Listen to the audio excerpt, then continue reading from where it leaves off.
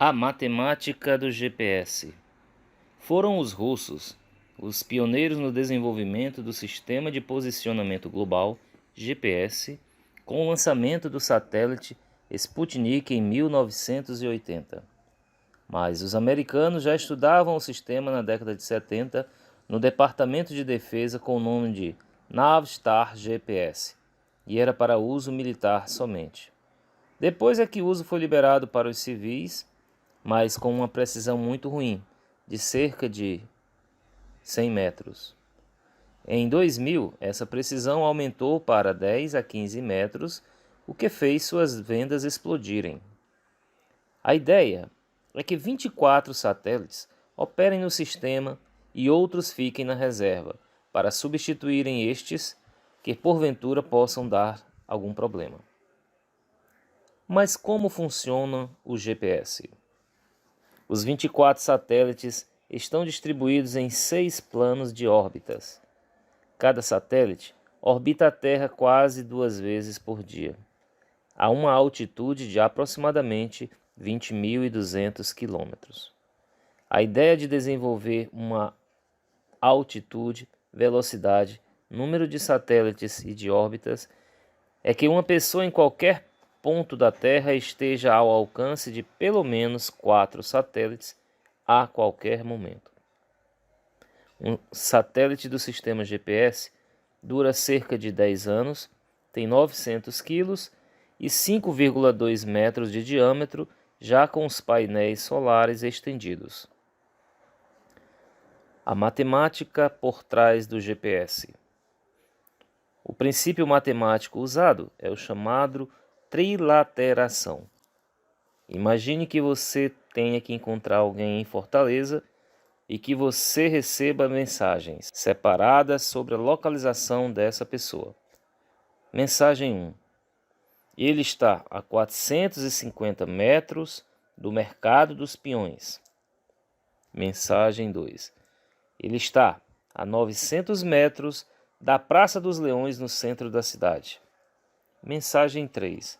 Ele está a 950 metros do ginásio Paulo Sarazate. Um receptor GPS funciona com essa ideia, só que com 3 dimensões. Cada mensagem dessa corresponde a um círculo com um raio correspondente à distância dessa pessoa a esses pontos. E aí, a interseção dessas 3 circunferências diz que esta pessoa está exatamente no Colégio Militar de Fortaleza, na Avenida Santos Dumont. Como se mede a distância a um satélite?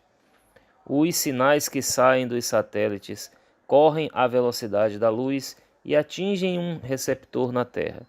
O receptor identifica o satélite e os dois se sincronizam de modo que haverá um pequeno delay, um DT, no relógio de ambos devido à distância entre eles do momento que saiu o sinal do satélite e chegou ao receptor.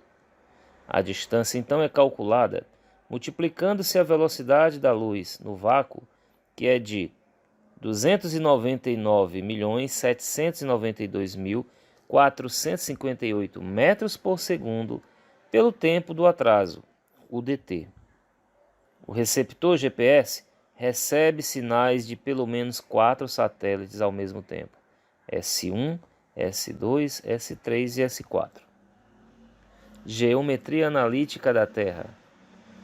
Tome a Terra em um sistema de coordenadas com origem no centro da Terra. O eixo Z passa pelo Polo Norte, o eixo X passa pelo cruzamento do Equador e do meridiano de Greenwich, próximo à costa sudoeste da África. E o eixo Y passa pelo Equador, formando 90 graus com o eixo X e com o eixo Z. O sinal S1, recebido pelo receptor que está a uma distância D1 do satélite 1, cria uma esfera imaginária com centro no satélite, com a posição do receptor na superfície dessa esfera. O receptor, sincronizado com o satélite 1, Obtém deste os dados de sua órbita para localização A1, B1, C1 no sistema de eixos coordenados. Esses dados montam a equação da esfera imaginária 1. Da mesma forma, os satélites 2 e 3 ou mais, ao alcance do receptor, estarão com suas equações de posições geradas. É claro que há outros fatores que influenciam no cálculo dessa distância do satélite ao receptor, como por exemplo a teoria da relatividade, devido ao espaço curvo, mas não vamos entrar nesses detalhes nesse vídeo. GPS na prática. Vamos usar o GeoGebra e simular a Terra numa esfera de raio 10 centrada na origem. Um satélite no ponto 10, 15, 6. Um satélite B no ponto 15, menos 8, menos 10.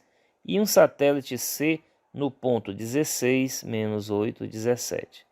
A essas distâncias você faz uma regra de 3, levando em consideração que a esfera que representa a Terra tem um raio 10 e que o raio da Terra tem exatamente 6.371 quilômetros.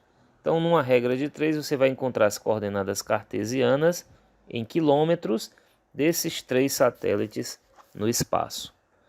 Agora, suponha que na superfície da Terra haja um receptor e que queremos encontrar a localização dele pelos satélites A, B e C.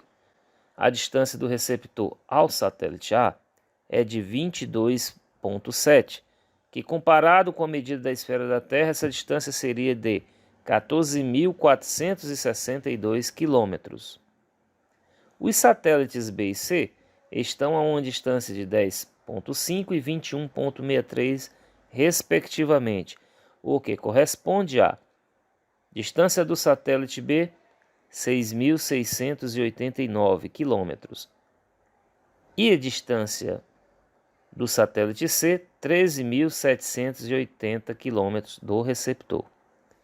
Analisando o satélite A e a distância ao receptor, este poderia estar em qualquer ponto da esfera imaginária com centro no satélite e o raio 14.462 km, que é a distância até o receptor. Inserindo os dados do satélite B, há uma interseção dessas duas esferas, interseção esta que forma um círculo, que é um lugar geométrico menor, claro, do que a superfície das duas esferas. Acrescentando, por fim, os dados do satélite C, nós temos que a posição do receptor será a interseção das 3 esferas juntamente com a Terra. No exemplo do GeoGebra, o receptor está, pelo Google Earth, próximo da fronteira da Bahia e Minas Gerais, bem pertinho da cidade de Monte Alegre e perto também do Parque Nacional do Alto Cariri. Usando a matemática. Agora, nós vamos usar os dados do GeoGebra para localizar matematicamente no mapa a localização pelas equações das esferas imaginárias. Eu não entendi o que ele falou.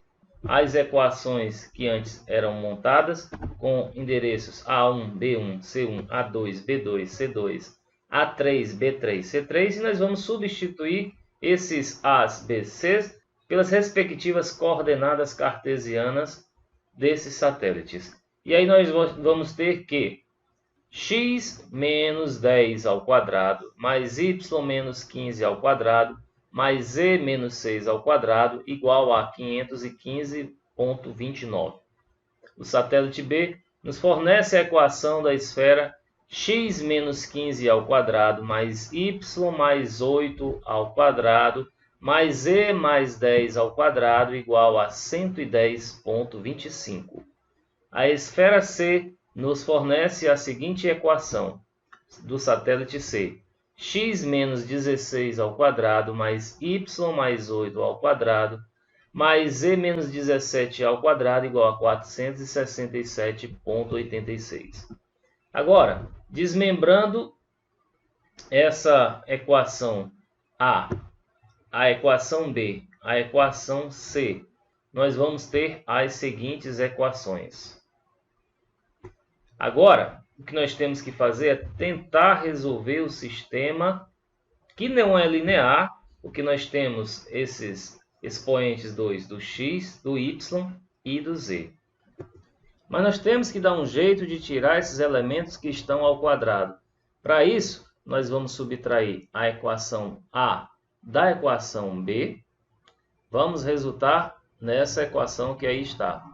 Depois nós vamos fazer a subtração da equação do satélite B para a equação do satélite C, ou seja, B menos C. E aí nós vamos eliminar os termos que estão ao quadrado. Depois disso, nós vamos simplificar cada uma dessas equações. E aí, na equação B menos C, a gente não tem mais o termo em y. E vamos fazer x em função de z, ficando com x igual a menos 68,8 menos 27z. E agora nós vamos substituir essa equação lá na primeira equação de número 1, para nós encontrarmos agora o y em função de z. E aí nós vamos ter que y é igual a menos 6,56z mais 24,37. Certo? Dando uma olhada numa colinha aqui para não errar. Agora, nós vamos substituir os valores encontrados de x e de y na equação do satélite A, resultando então em uma equação quadrática, onde somente estaremos com a variável z. Daí nós teremos como equação do segundo grau duas possíveis raízes. As duas possíveis raízes reais serão menos 2,83 ou então menos 3,32. E aí você verá que, fazendo as respectivas substituições para encontrar x e y, nós temos para z igual a menos 3,32 as seguintes coordenadas: x, 20,98, y, menos 2,54 e o z é o menos 3,32. Mas essa coordenada não serve porque ela tem que estar atendendo, ela tem que estar na Terra, né? Para que ela esteja no globo terrestre, a equação da esfera do globo vai ser x ao quadrado mais y ao quadrado mais z ao quadrado igual a 10 ao quadrado, que é 100. E se nós fizermos a conta, x ao quadrado mais y ao quadrado mais z ao quadrado dá 457,65. Então, esse receptor ele não estaria na superfície terrestre. Testando a outra solução, na qual z é menos 2,83, nós veremos que se fizermos x ao quadrado mais y ao quadrado mais z ao quadrado, que serão respectivamente 7,65, menos 5,77 e menos 2,83, isso vai dar exatamente igual a 100. Tá? Então, esse é o ponto que nós vamos utilizar. Essa aí é a coordenada que nós vamos utilizar, o receptor que está na superfície terrestre. Pronto, encontramos as coordenadas cartesianas do receptor que está situado no globo, que está situado na esfera terrestre. E agora basta que encontremos as coordenadas geográficas desse ponto.